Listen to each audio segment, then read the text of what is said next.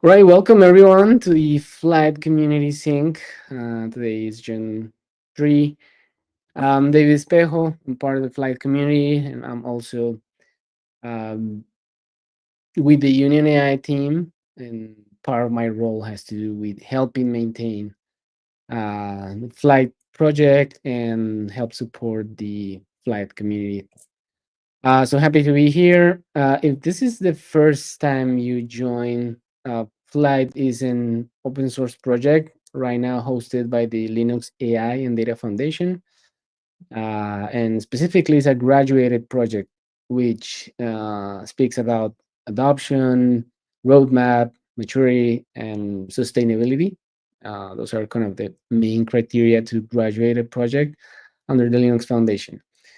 Um, this meeting is mostly about you, about the user community. So it's very interesting. It's a space that we've been running for more than 3 years, probably 4 years now, which is amazing.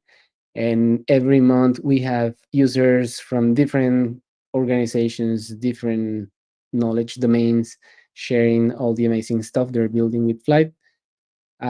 Because yeah, when something becomes a platform, what is really interesting was what folks build on top of it, and Flight's probably becoming that, just the API uh, that you use to build amazing stuff to solve all kind of problems, from geospatial analysis to drug discovery and many other use cases. Anytime you want to present here, you can volunteer. There's a form in the community repo under the Flight org GitHub organization. This meeting is automatically recorded and it will be available on the Flight YouTube channel. Anytime you want to ask a question, you can use the comments box in your platform, where you're watching from LinkedIn or YouTube. You can comment there. I can say here, welcome. So yeah, keep it both ways. Ask questions, make comments. We're happy to learn from you. All right. Public service announcement. There is a new Flight Kit release. For those of you not aware, Flight Kit is the Python SDK you use to author workflows, tasks, and build integration, etc., or consume integrations straight from your Python code. There's a new version that was out last Friday. Pasting here I don't know, I think it's not the right link. This one is the specific one, 1.16. It's not a patch release, it's a stable release. You can pin in your workflows, you can use it. Remember that this is backwards compatible, right? So there's no need to upgrade your backend, your Flight installation, unless it's kind of 3 versions older, or 3 major versions older. But other than that, you can use it as is. And yeah, it has a bunch of bug fixes and features we're adding. We promise we're working on release notes that will inform better what's new here, what was changed. But for now, you can take a look at the release note if something looks interesting for you. All right, if there's any issue with the new version, you have any question, join the Flight Slack community. I think we have the link here. There you go. Yeah, slack.flight.org. We are there. Most of the contributors, users, maintainers are there. It's about 5,000 people there. So probably someone will know the answer to your question. All right. So with that, I think, hey, welcome, Peter. Awesome. All right. So with that, we'll give the stage to Vlado and Francisco. They are from Akvelon and Google, respectively, and they will be sharing with us the amazing stuff they're doing with the GKE Labs. So welcome, guys, and thank you.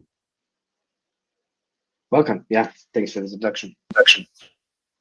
Okay, yeah. So as you stated, I come from Akvelon, and my colleague Francisco comes from Google, and we have been working on this GKE AI website where we try to present some of the frameworks and orchestration tools and similar that's currently being used in AI ML space. And what we are basically doing is we're trying to utilize GKE and GCP as a platform for running those tools, and that's like the gist of our effort here.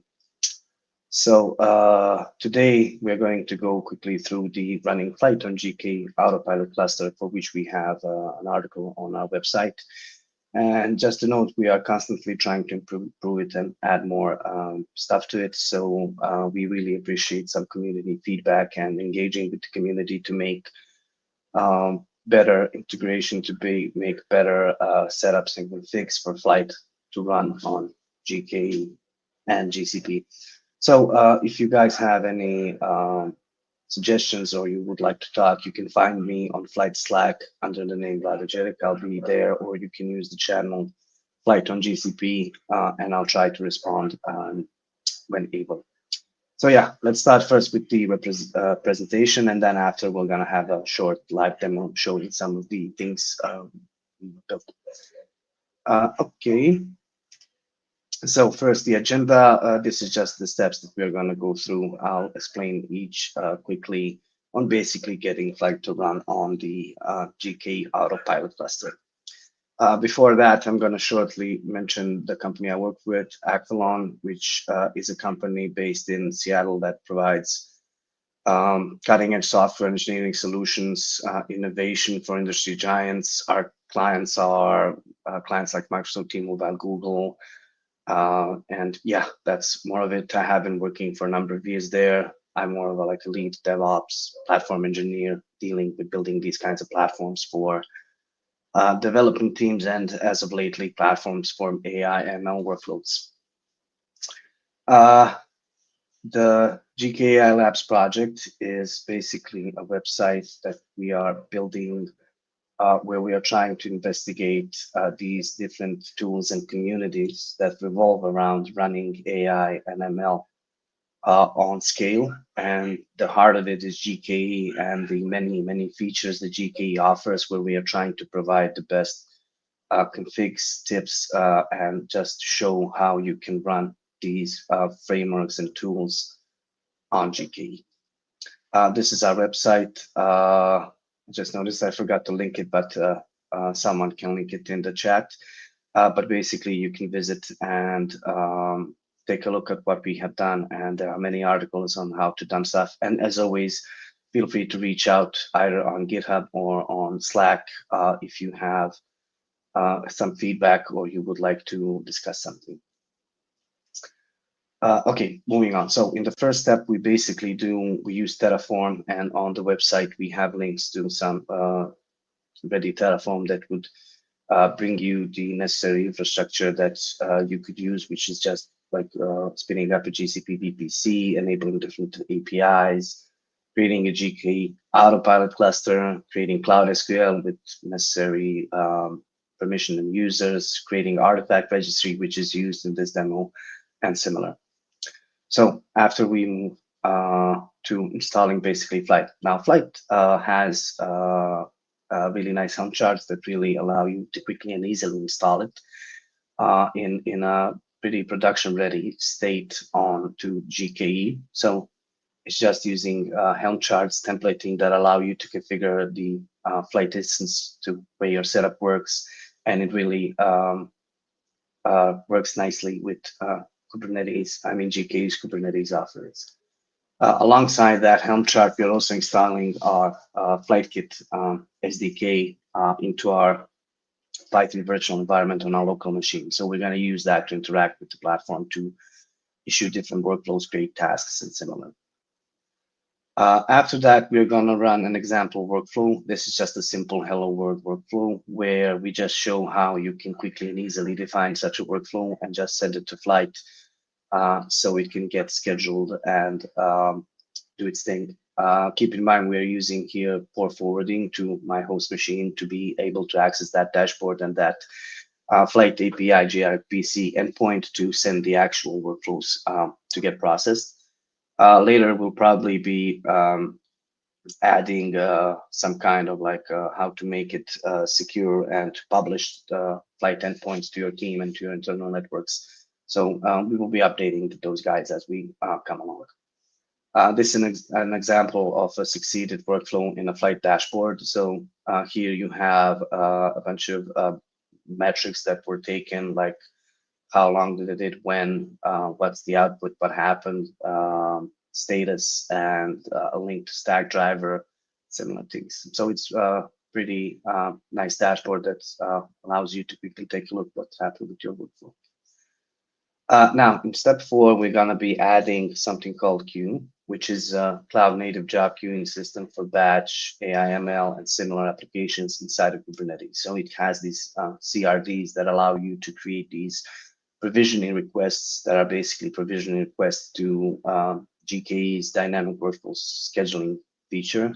And that feature is basically allows you to flex deploy a number of let's say GPU resources in a manner when they become available. So you can, I don't know, schedule a big number of workflows you want to run, and the schedule will deal with reservations, and it will keep your pods gated until the resource comes available, so you don't have to like manually assign a number of machines and keep them waiting while there is no workflows running. So this is really nice, really works good with Flyte, because Flyte basically deals with Kubernetes API with the pod and has a really nice SDK that allows you to configure that pod in a way. So it really works good with GK's features. And you can also utilize a number of different other GK features, like if you create a suitable image and you push it to the artifact registry inside of the same region, you can use GK's image streaming, which will allow you to run that workflow much faster. You can use confidential GPU nodes. So many GK features can be used just out of the box, because the way Flyte does it, it's just creating Kubernetes API resources and preparing for that. So the integration is pretty seamless. In step 5, we're gonna show you a bit more complex example that I'm going to be run. It's not complex in what it's doing. It's just asserting if there's GPU available with Torch. But the complexity is just how we interacted with the pod object, its template, to create a suitable pod that will work with these features on GKE. So there is no need for something to get added to Flyte SDKs to utilize the dynamic workflow scheduler. It's pretty easy to achieve. And in step 6, we're just gonna run it and show it in the dashboard on what's happening and how it looks. If you have any questions, feel free to ask them now. Also, during the live presentation, there will be some small waiting points, and while we work, feel free to ask any question and we'll answer it as soon as possible. So I'll be doing some live demonstration, and later my colleague Francisco will add a bit more about the effort we're doing here. So for the live demo, basically I already prepared the necessary GK cluster. So all I did is Terraform apply. It's really simple. It's just a public GK cluster that has the GKE autopilot cluster. I have to add, it's an autopilot cluster, so these features also work with autopilot really good. Flyte works with it without problems. And we also have a Cloud SQL instance that's basically serving as where Flyte keeps its data. We have artifact registry to push a custom image that we are later building. And yeah, that's more or less that. So we have an empty cluster, and in order to install Flyte, we just run helm install, where we install the shard called Flyte binary, binary that you can be found at flytecore.github.io/Flyte in the default namespace, with a values file that mostly configures some pieces of config, like which bucket to use, which Cloud SQL to use, which project, stack driver stuff, and some inline configuration for the KLS plugin to be able to utilize the GPU nodes, especially with GKE Autopilot. In GKE Autopilot, there are some limitations that you have to be aware of, where like if you're requesting a GPU resource, you have to have a certain node selector and similar things. But yeah, this is the way we configure Flyte, and we just install it. Sorry. So basically, Helm will now template the files based on this values file, and we'll have Flyte running. Let's just check it's running. It's still not ready, but it should be soon. So once the pod is ready, we'll do kubectl pull forward to be able to reach out to the dashboard that we need.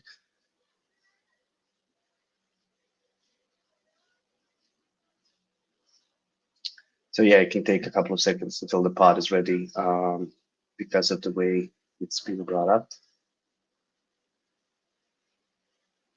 Yeah, in the meantime, I was curious. This is amazing. I was curious. I don't know if you're aware of the Flight Core Helm chart. Been thinking of because right now maintainer we maintain three different charts. The Flight Sandbox, which creates a really compact flight cluster on a Docker container. Flight Binary, or Flight Core, which has all the components distributed as deployments.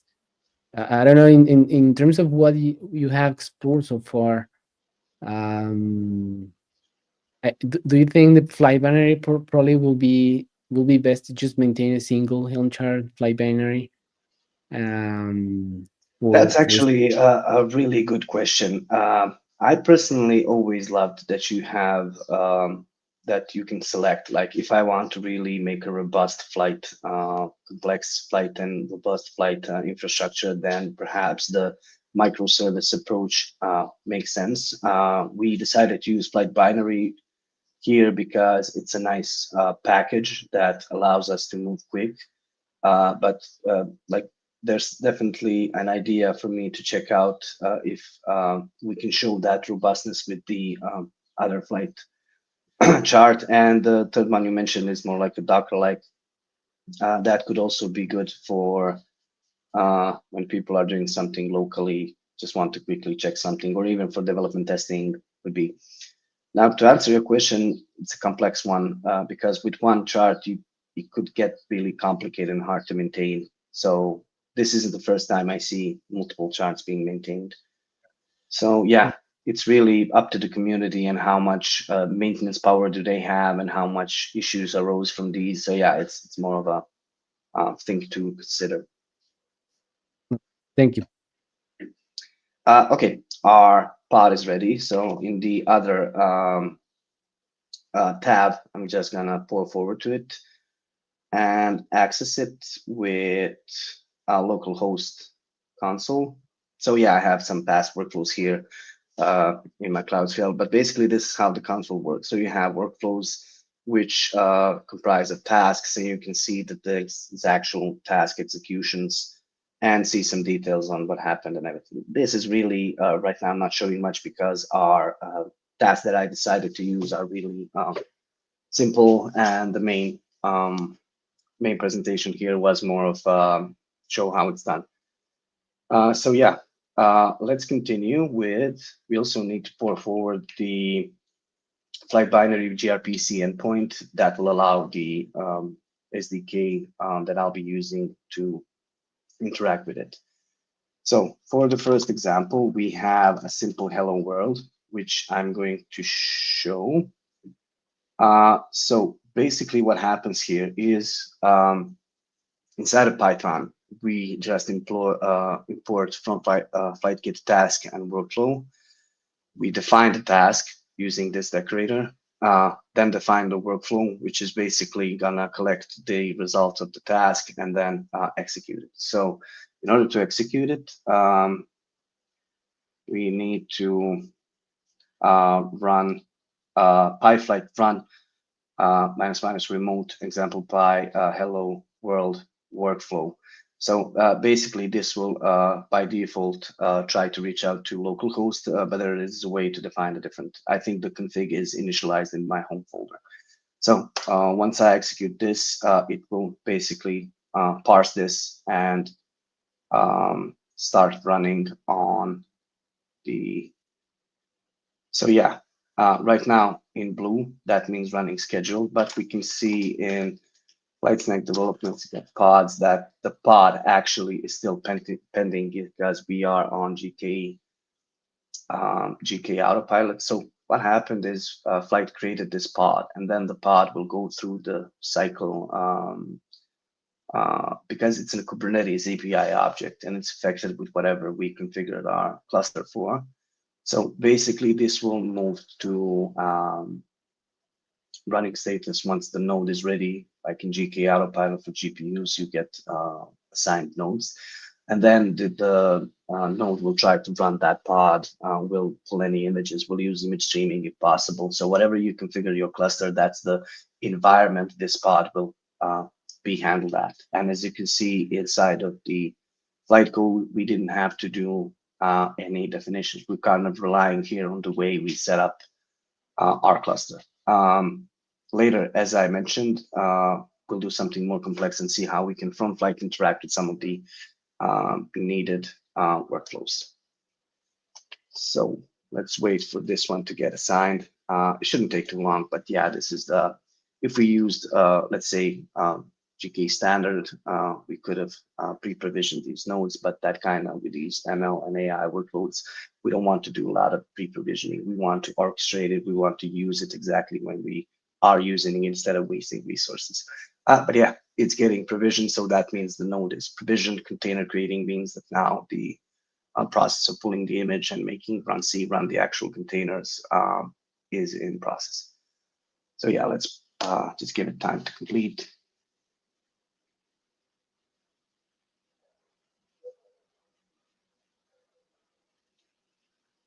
And I think like really nice thing is if you are familiar with GKE and API of Kubernetes, there isn't like a big learning curve to this because it really utilizes these features quite good, and that's what I like really liked when I saw it. So yeah, inside of Kubernetes, it's completed. The node that was created for this will get destroyed automatically. We don't have to do cleanup. And like the next time we want to rerun it, we can rerun it from the dashboard, or we can assign a new workflow. Doesn't matter. And we can have a history of our executions here, and which version, launch plan, the metrics, and etc. Okay, now moving on to something a bit more complicated, and that's the queue operator that can do these dynamic queues for pods and basically utilize the dynamic workflow schedule in GKE to get so in our example, basically when a GPU resource gets available, our pod will start. So we can wait for a long time because queue will keep it gated until that is available. So yeah, I have a number of commands here that I need to run. So first command basically installs queue itself on the cluster.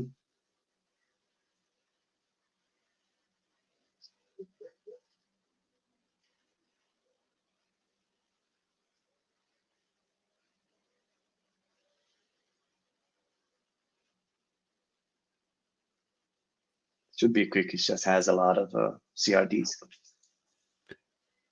Sure. In the meantime, I was curious in terms of the GKE autopilot. Does it relies on node selectors and labels, or how does it work? Specifically in GPU, it does. It actually has, so GK Autopilot has something GK called GK Warden, which will validate and reject some of your manifests if they are not set up the way they think. So if you're not using node selector for GK accelerator and which accelerator you're using, it will reject it. So it needs Okay. that actually.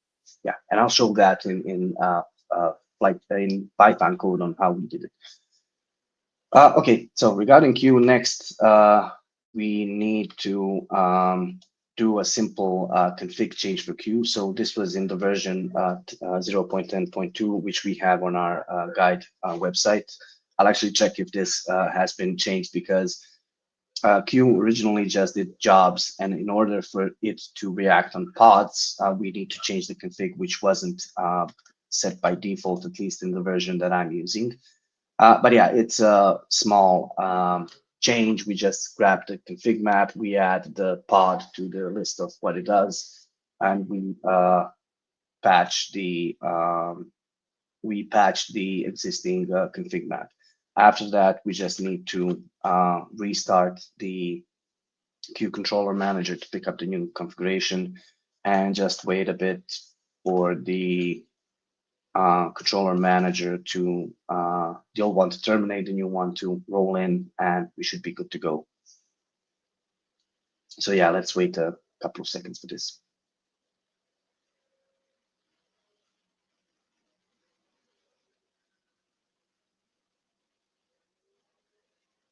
Yeah, I'm trying to find that part in the GKE AI Labs website. There's a section on DWS. I don't know if that's the one. Um, Uh, that section does use DWS, but so in Flyte, we still don't use DWS. We haven't showed it. This is just for this presentation, and probably we're gonna add it. But I think there are other articles that use it. I think we did it for SkyPilot, and we'll be using it more. Like we want to show these features that a lot of these frameworks can use, especially orchestration engines. Like orchestration engines can play really beautifully with GKE and its features. That it's really good. And as you can see for Flyte, like the hardest part here is installing all of these things, but Flyte can use it like pretty out of the box. So yeah, we're still waiting for the rollout.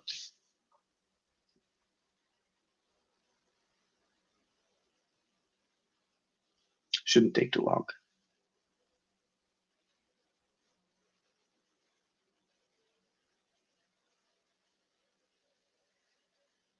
so you had to patch an existing config map, right?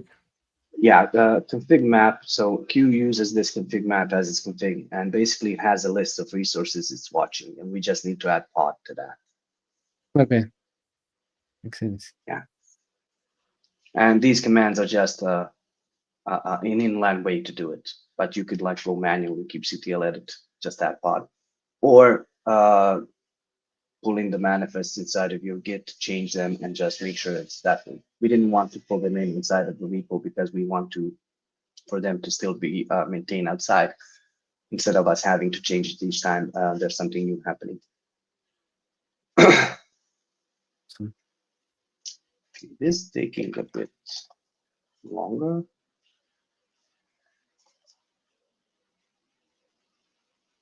Oh, it's pending because it's requesting a new node. So yeah, this is expected and should be soon.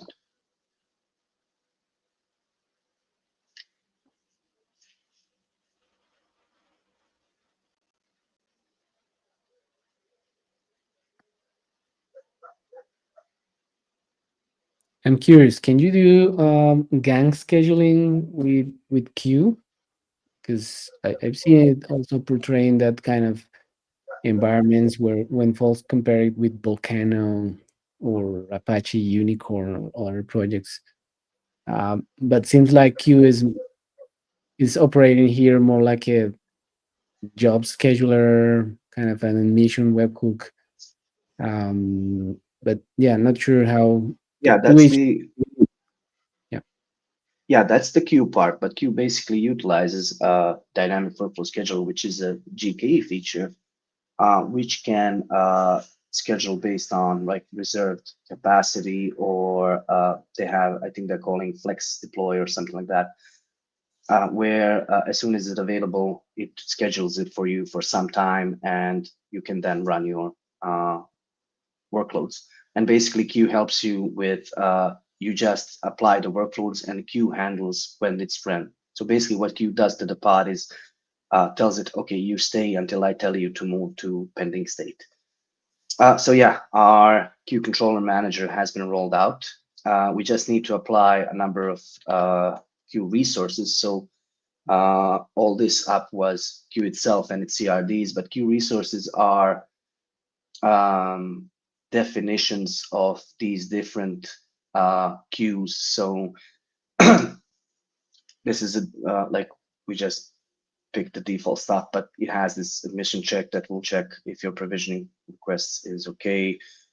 Different resource flavors, different queues, and a local queue inside of Flyte-Snacks deployment namespace that your users, your ML developers, your whatever can actually utilize. So as a platform builder, you can create these different queues in different namespaces and add them with different quotas and the stuff they can use. So yeah, we will apply this.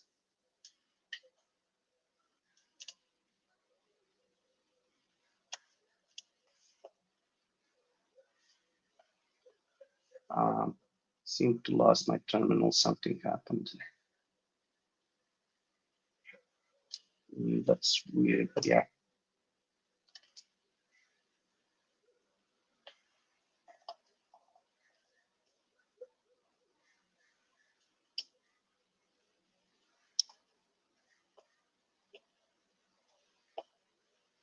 Just a second.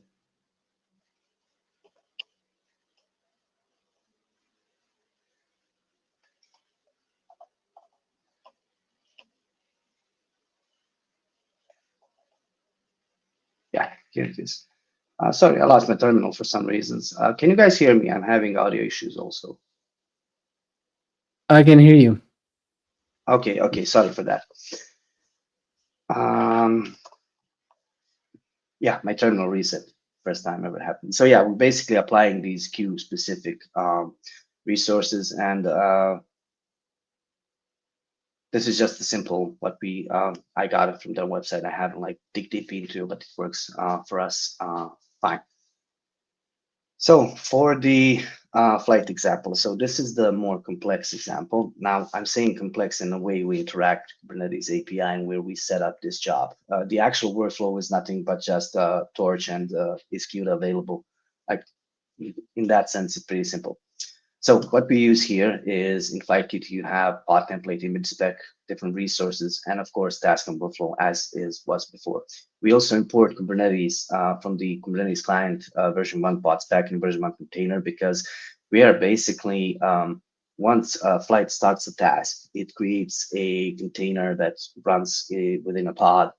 And we can change the details of that containers by just adding the spec that we need, and it will be that way.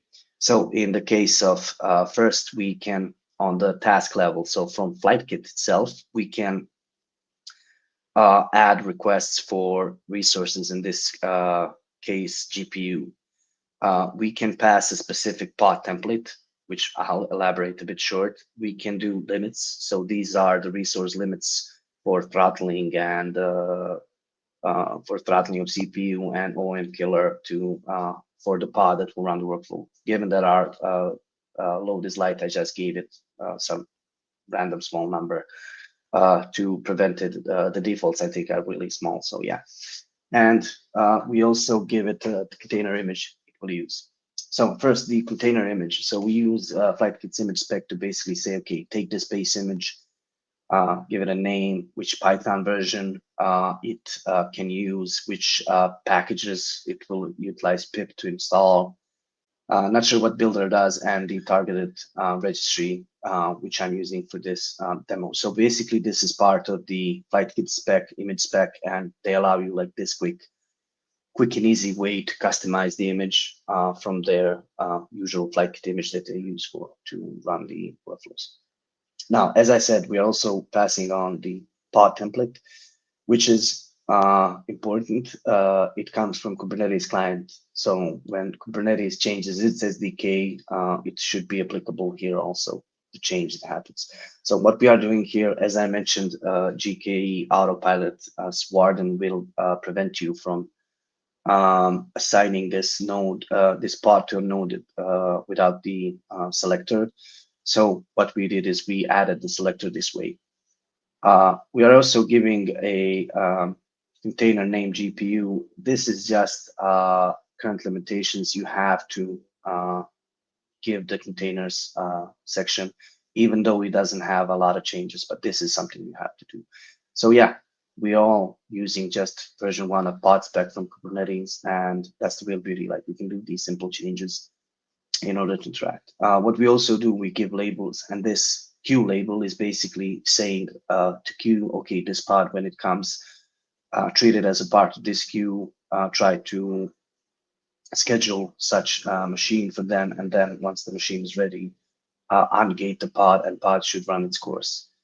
And as before, we just need to do to run it is run Flyte, but I need to source the GPU. I also would need to connect again. gRPC. Let's connect the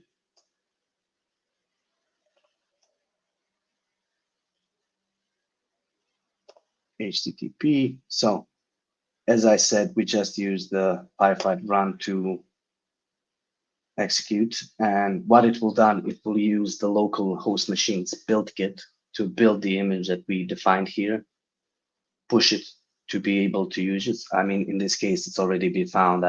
For the sake of time, I did it already. And yeah, it's on Flyte. So if we go to Flyte workflows inside of development, we have this example GPU. It's saying it's running, but if we take a look at um, Flyte snacks, get pods, we'll see another thing. So now instead of pending, we have scheduling gated status, which if we take a look at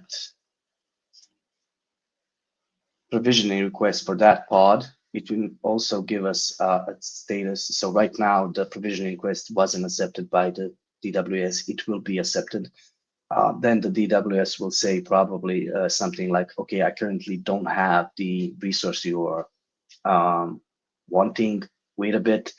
And once it's ready, it will start deploying the node with the requested GPU and tell queue that is ready. So do we have a new status here? Okay, we have some provisioning class details that, okay, we need NVIDIA.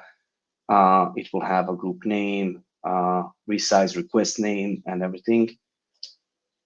But basically what it will happen is once the node is ready, queue will move the pod to basically to running state. I mean, to try and run it. And Flyte will then have updated status once it completes. So there's no need to configure a lot in Flyte, configure a lot, and like what you configure on your GKE is already configured, and Flyte can easily utilize it. We only had to utilize the SDK to just put these couple of changes, and it can get quite complex based on your specific implementation of your cluster, how you run in GKE, what other additions to GKE you've added, what other features you have enabled and similar. So it really plays nice with the existing APIs, and that's like the real beauty of it. Taking a look back now, this can take some time. I'm not sure how, but basically what will happen is once the machine is ready, the pod will change the status to pending or running, and it will soon get deployed. So this is just talking to GCP API and waiting for a node that can fulfill this exact provisioning request.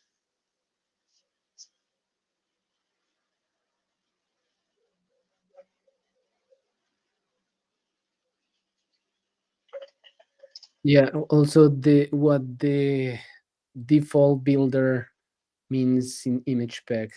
that I think you can also ignore it. Uh, it means that, yeah, you will use the build kit engine in your local, in this case, that Docker desktop instance, but the field is there, is also for the kind of the, I don't know, the paid version of Flight, which is Union, that also has a remote image builder. So it lets you build the image right in the cluster, in the remote cluster, not from your local instance. The field exists because of that, but in Flight you can just ignore it because by default it will use your local build kit instance. So in OSS, it's basically a local build kit. Yeah, Is there a plan to add new one or like not right now? great question. Not right now. Not right now, Yeah. as far as I can tell. Yeah. Okay, yeah. So as you can see, our provision request has turned to true, which means that we'll see the status. The provision request was successfully provisioned, and we should see a node ready, and our um, our workload will start running soon. Now, this is a simple example, and it seems just we added extra steps to get a node, but it's not. It's really behind the scenes utilizing DVS, which you can configure with different queues and different resource requests to give different teams different allowances, different quotas. And you can also, like, let's say you will be training a bunch of models next week. Okay, you can reserve that for next week and just uh, assign like hundreds of these workflows, and they will all wait until Q gives them machines and runs them. So that's really, really good. Like you can be really asynchronous with this instead of like buying 10 GPU machines and then having everyone work at it in a hurry. And if someone will, I don't know, continue working tomorrow, then the machine is just staying doing nothing, but it's getting built. So yeah, these what I used to call these asynchronous ways of getting infra are really important, especially in this ML AI spot where the resources are expensive and like, okay, for inference, if you're providing an inference service, yeah, then it makes sense you need it all the time. But for machine learning or just running some inference tests or something, you can be much more flexible about it in order to make these resources really work for you. Okay, pod is getting into not ready state, which means we're just waiting for a single readiness probe to come up. And after that, we should see the result of our workflow. But yeah, that's the gist of it. That's how we figure out Flyte really plays nice with GKE, especially GKE Pilot. And yeah, what we would like to see is community talking to us, reaching out, what other features they would like to see, what they think is cool, what we can provide in a sense of, okay, here's how you configure this, here's how you can utilize this, and similar. So our task succeeded. We have the details, everything. So, and each time we rerun these tasks, it will go through the same procedure. So yeah, that's all that we have for our live demo. Now, do you have any questions of us, or did any questions from the community came? Yeah, we had that. That was awesome. Yeah, thank you, Blado. Thank you. There is one question so far. So does the Flight UI show if something is queued on queue?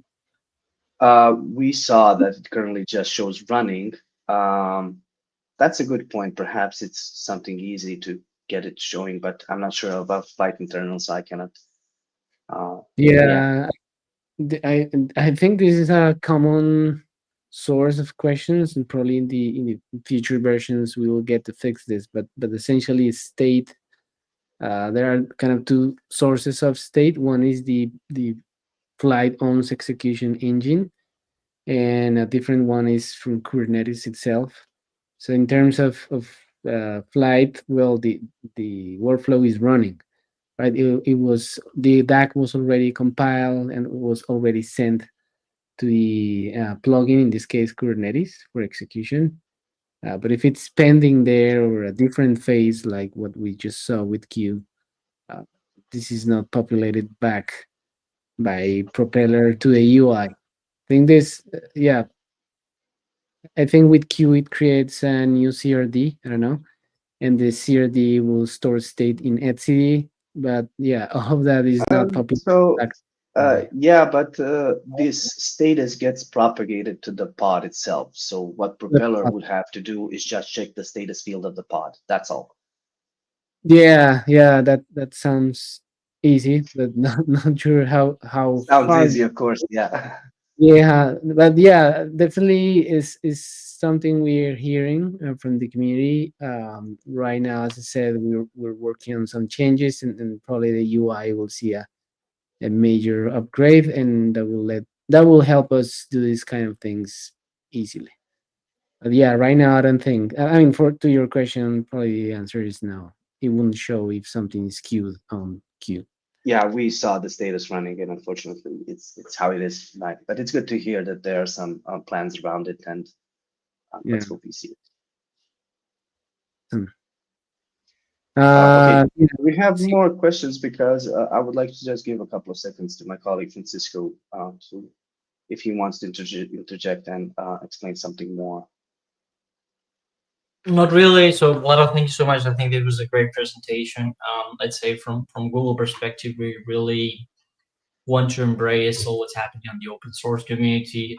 We're trying to, let's say, transform Kubernetes and GKE into the leading platform for AI ML. We're actually working on all type of technologies and and all type of integrations with open source tooling. You can actually go to GKE AI Labs site where you'll see a lot of different frameworks, and we're actually now starting to work on all what is the agentic landscape.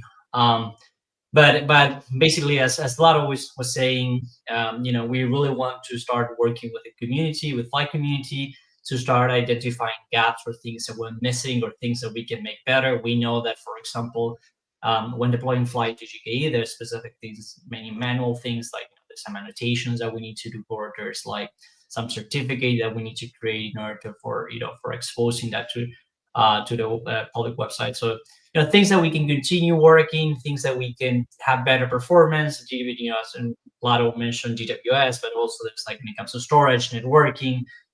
Definitely each cloud provider has its own flavors, has its own, let's say, features and technologies. So again, just reach out to us. We're open. We're here to help. And thanks again for this.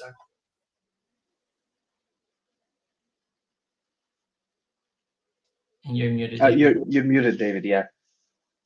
Sorry. No, thank you, Vlad and Francisco. That was an amazing presentation. Thank you for the work you're doing, and definitely, I mean, keep an eye on the Flyte on GCP channel in the Slack community. There are some ideas there around how this could be even better. I saw someone already had mentioned the dynamic workload scheduler integration, which we saw it happening today, and it's amazing. So yeah, definitely going in the right direction. Thank you so much. Yeah, and just one more thing, David. So GKE AI Labs is fully open source, right? Everything, all the code is out there. So if you want to collaborate, feel free to do it. Like Lado will just probably will upload this WS example in the next couple of weeks. But if you feel like there's some issues, if you feel like there's something that you want to do, feel free to reach out. Feel free to create a PR. We'll review it and we'll work together. Awesome. All right, thank you, Vlad and Francisco. Thank you for joining. This is not the Thank end you, of David. the session. No, thanks to you for joining. That was awesome. We have now different separate presentation by Peter. Hey, Peter. Hello. Hi. Hi, everyone. Awesome. Uh, So yeah, we recently, sorry, just to give a quick intro, recently migrated the Flyte documentation to a common repo. We also with the Union docs, and one of the motivations was to use a common, faster engine or content management system, which is Hugo, with expectation to make it easier to or faster to contribute to docs. So the point of this short intro is to kind of give you a walkthrough on the new repo and how to contribute to the docs. Peter is the head of documentation at Union and spends a lot of time with the docs. So yeah, thank you for joining, Peter. Thanks, David. Yeah, so I'm just going to do a quick walkthrough of the new doc site and explain how it works and how contributors can work with it and make contributions to the docs. So the as David mentioned, we've unified the Flyte docs with the Union docs. The main reason for doing this is that maintaining two separate sets of docs that had some, or actually had a lot of similarity but weren't entirely the same, was becoming pretty burdensome. And we thought that combining them in such a way that you could author the common parts at only one time and author the separate parts separately would be a more efficient way of doing things. So the result is the site you see here. This is now hosted under the Union URL domain, Union AI Docs, and this is the Flyte variant of the docs. We call them the product or the variant. And you can see here that at the top you can choose to change to other variants, which are the other, in this case, the other Union products. But when you change to the Flyte docs, you get the Flyte docs with the Flyte logo here. These have been ported over from the old, migrated over from the old Flyte docs. This was a major effort. It's an ongoing effort. Some of the integration into this site is still ongoing, but I think we're catching up pretty well. So I'll just give you a tour quickly. It's organized now into a user guide, as you can see here, tutorial section where you can see examples which are actually pulled from an example repo, which I will explain later. There's the API reference. This is now auto-generated using a new mechanism that we hope is more accurate and produces more more attractive and easily and more complete documentation.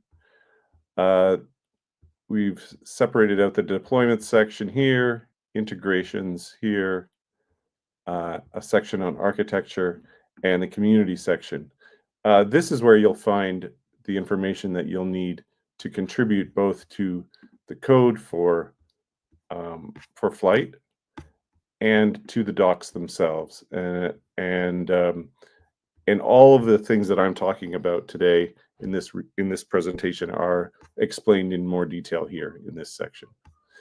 So just to quickly show you how it works in the back end, we have this is the repo where everything is. It's Union AI Docs. It's a public repo, and it's available. It's publicly open for everyone to contribute. And the way that the system works is, we'll go have a look here. Here's my local checkout of this repo. One of the things that we've done is, in order to enable the switching from one product type to another, we have implemented a system where each page.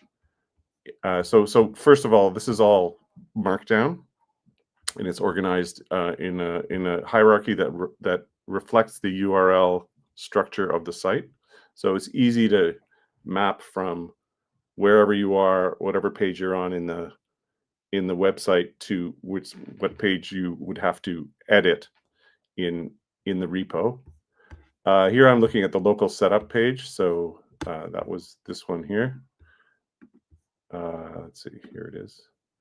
And as you can see, there's two ways that you can control what content appears in what variant of the site. The first is that you have this variants section here at the top of each page, which indicates which variants this page appears in. So in this case, it appears in all 4 of the variants that we currently have on the site. And then within the page, even within the page, you can also control parts of it. So this section here, using this special syntax here, allows you to say this particular part here shows up only in the serverless variant. So if I went over here and went to serverless, you'll see that it's a bit different, and it has this introductory paragraph here, which doesn't appear in the Flyte version, for example. And then as you go down, you'll see, so this is pretty much standard Markdown, and except that it has uses this special Hugo syntax here. Here's a section that's a variant of Flyte. So as a Flyte contributor, if you're writing documentation for Flyte, basically what you have to do is most of the stuff that is for Flyte is common to Flyte and Union and all the variants. And in some cases, if there's something special that's Flyte only, you would have to put this type of structure around it. And there are lots of examples of this in the explanatory text in the contributing guide. And I'll just show you how you would work locally if you're working on some editing. So here I've got this page open, and I'm actually running. Let's see if I can do this. I'll do a make dev here, and what this does is it runs a dev server locally and allows you to look at your site live with hot reload. And there's some issue with your mic. I don't know if it's. Oh.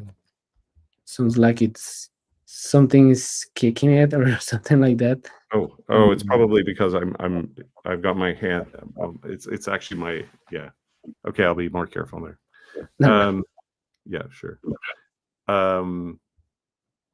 So we so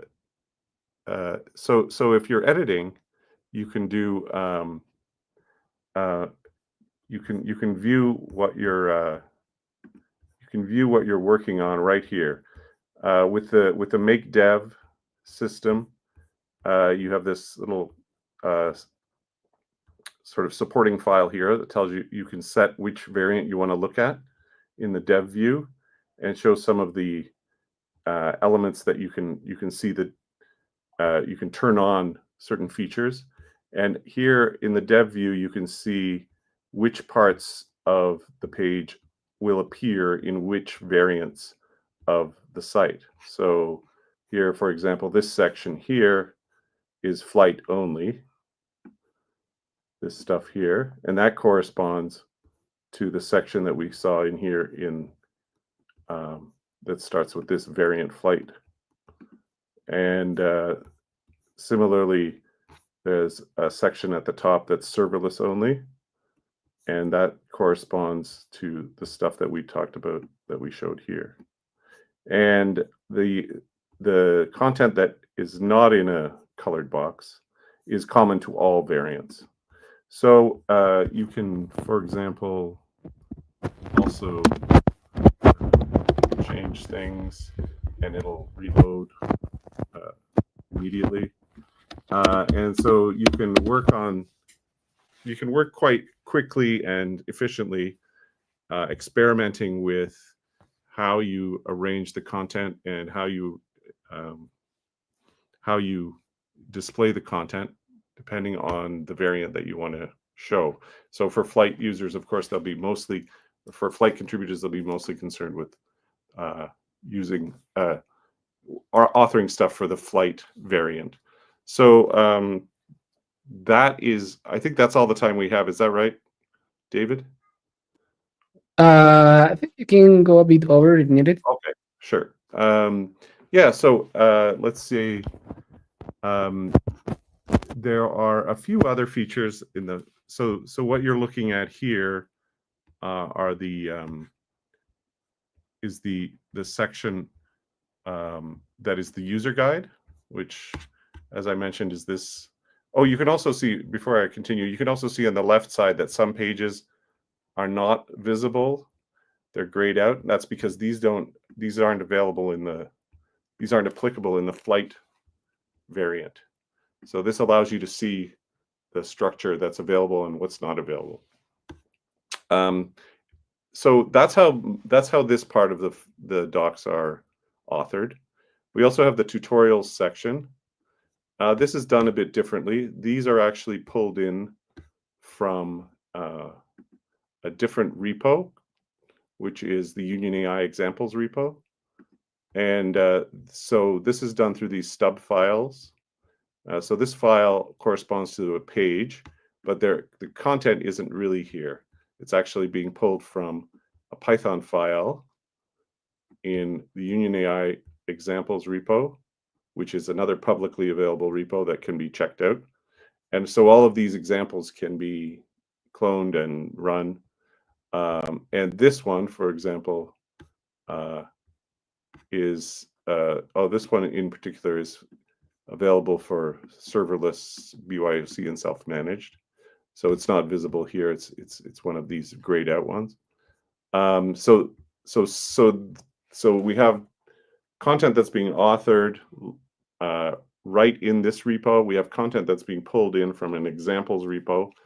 And we also have API reference content that is being auto-generated from source. So the Flyte-Kit SDK stuff, for example, this is auto-generated from the Flyte-Kit source. So contributors don't actually edit directly in here. This will be, any editing would be done by changing the doc strings in the Flyte-Kit source. So that's a quick run through of the features of the docs site. And as I said, all the details are here in the contributing docs and examples section, with lots of examples on how to do different things. And as I said, the main reason for all of this is to streamline and make sure that features that because we weren't really keeping up with the Flyte docs because and so we wanted to streamline everything so that any changes that apply to everything will show up in the Flyte docs as well, for example. So yeah, that's the quick overview of the docs, the new docs system. Thank you. No, thanks to you, Peter. So yeah, anyone who's willing to contribute to docs, hopefully you'll find all the instructions and examples there in the Flyte docs itself in the community section. And yeah, it's mostly marked down, and you can run a local test instance fairly easily before pushing your changes, because yeah, in the past we had to wait for a build from read the docs before having an idea of how it's going to look like, if it's going to work. So now this happens in seconds. So yeah, hopefully that will help you contribute to the docs. All right, folks, thank you all for joining, and have a great rest of your day.